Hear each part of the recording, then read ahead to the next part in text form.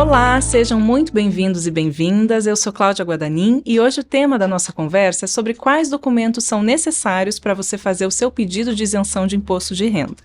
Quem vai esclarecer isso para a gente é a doutora Larissa Leitoles, que é advogada, especialista em direito tributário e trabalha com processos de isenção de imposto de renda há mais de 10 anos, ajudando aposentados e pensionistas acometidos pelo câncer.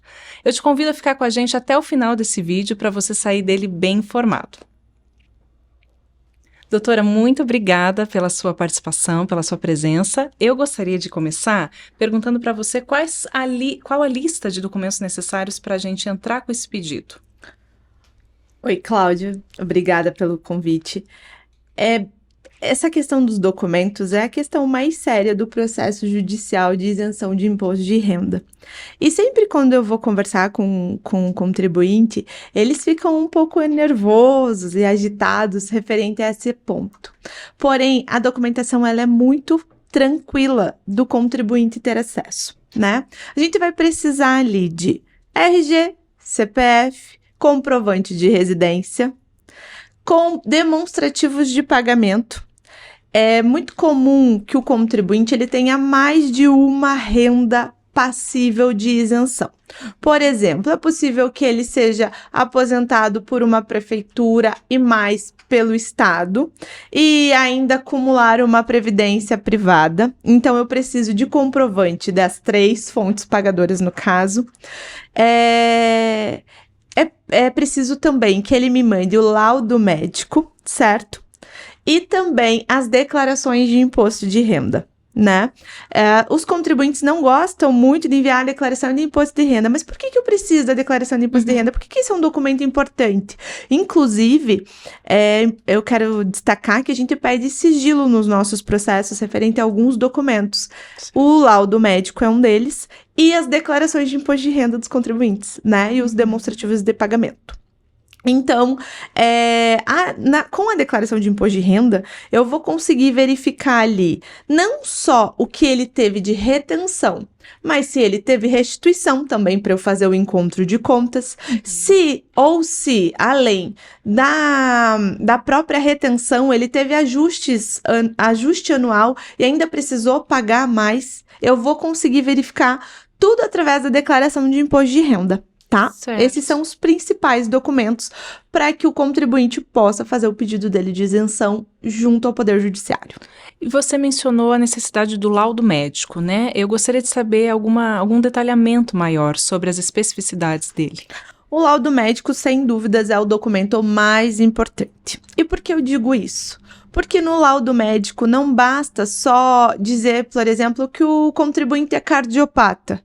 Na lei, quando a gente pega lá a lei 7.713 de 88, que é a lei que prevê a isenção de imposto de renda, quando a gente vai ver o artigo 6º, ela diz que é possível a isenção para cardiopatas graves, para portadores de neoplasia maligna, para hepatopatas graves. Então, se o laudo médico ele for genérico e ele só disser que o paciente tem câncer, ele não vai ser um laudo que é necessário para esse processo. Eu preciso que a doença do contribuinte esteja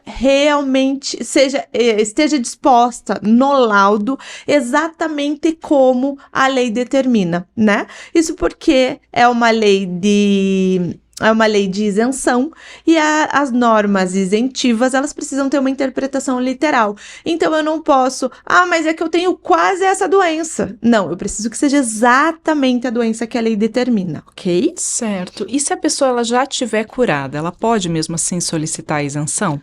Sim, é possível, tá? O fato da doença estar sob controle ou o contribuinte já ter sido curado da doença não o impede de conseguir a isenção, tá?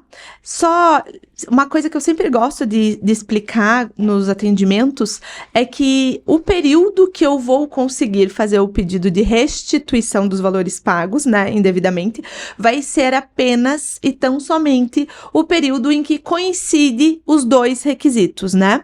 Ou seja, ele é aposentado e também portador da doença ou já foi acometido. Por exemplo, ele teve uma neoplasia maligna de tireoide em 2010, certo? Mas ele se aposentou agora em janeiro de 2023. Ah, eu vou poder fazer o pedido dos últimos 5 anos? A resposta é não. Eu vou poder fazer o pedido desde janeiro de 2023, Certo. que foi o momento em que ele cumpriu o segundo requisito da lei. Entendido. Mais algum aspecto que você acha, considera interessante, importante de destacar aqui que a gente ainda não tenha mencionado? Para mim, o aspecto mais importante do pedido de isenção feito na esfera judicial é a questão dele ser permanente, né? Porque o pedido feito na esfera administrativa, ele tem um prazo determinado, enquanto o judicial, uma vez concedido, ele vai ser permanente, né? E como a gente tá falando em documento, a questão de laudo médico. Não é necessário que o laudo médico seja expedido por um médico vinculado ao Sistema Único de Saúde, certo? Nos pedidos judiciais. Então, toda vez que o contribuinte for fazer esse pedido na esfera judicial, através ali da ajuda de um advogado, ele vai poder anexar o laudo médico expedido pelo médico do convênio dele, por exemplo. Certo.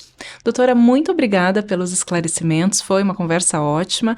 E se você permaneceu com a gente até aqui, nesse vídeo, a gente agradece muito a sua companhia e diz que se você tiver interesse de saber mais sobre isenção de imposto de renda, formas de solicitar, pode entrar em contato com a nossa equipe no link disponível na descrição do vídeo. Até a próxima!